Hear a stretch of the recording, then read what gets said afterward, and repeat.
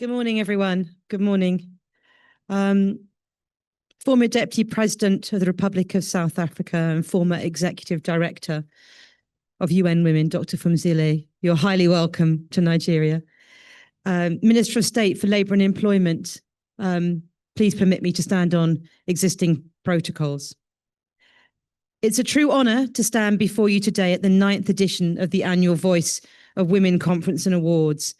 I would like to begin by expressing my heartfelt gratitude to the organisers, in particular the unstoppable Toon Shania, and the teams of Voice of Women Empowerment Foundation and Voice of Women Radio, for the kind invitation and for the vital work that you do in amplifying women's voices and championing equitable representation across Nigeria.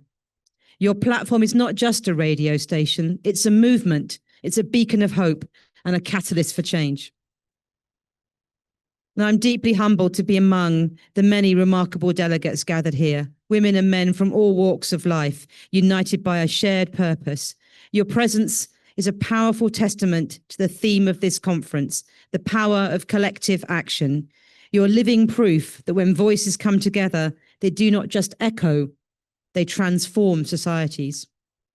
The timing of this conference couldn't be more significant. It comes at a pivotal moment in Nigeria's journey, right in the midst of a constitutional reform effort aimed at increasing the political representation of Nigerian women. And we know that women are 50% of Nigeria's population, but represent less than 4% of seats in the National Assembly.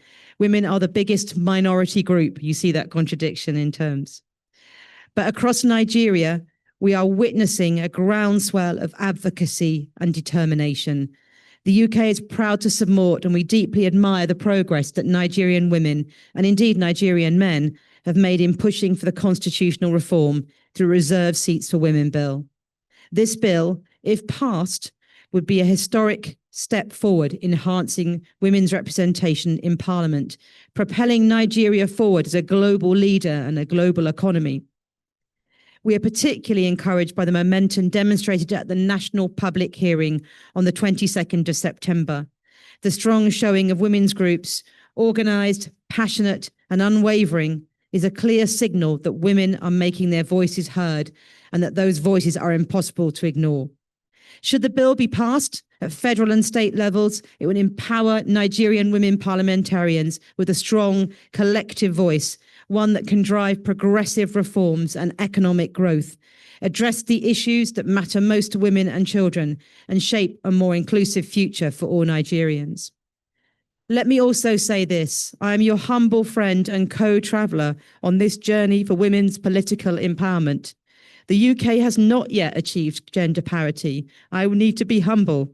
We are still on our own path, learning and striving. But that's why it's so important that progressives everywhere, regardless of nationality, stand together, share lessons, and push for reform that enhance global equality for women.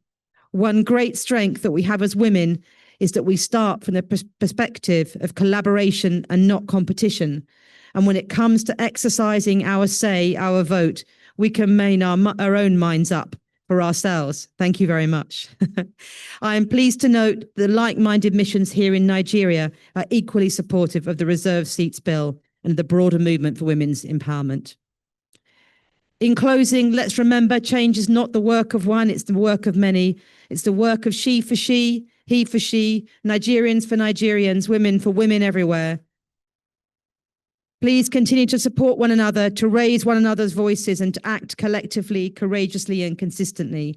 Always remembering that we have in common, what we have as women in common is greater than that divides us. And we should take a strategic long-term perspective. This is not just about us in this room today, but about generations of girls and women to come in the future, including wonderful young women like journalist Somi Maduagwu and RAP, and in her memory, we also meet today. Delegates, please rise together and turn your aspiration into legislation. Let your united voices echo through the halls of the National Assembly and every state house, demanding the passage of the Reserved Seats for Women bill. Together, you can shape a future where every Nigerian woman and girls sees her reflection in leadership, and knows her voice matters. Thank you, and may this conference inspire even greater action in the days and weeks ahead. And congratulations to the many award winners late today for their fantastic work. Thank you very much.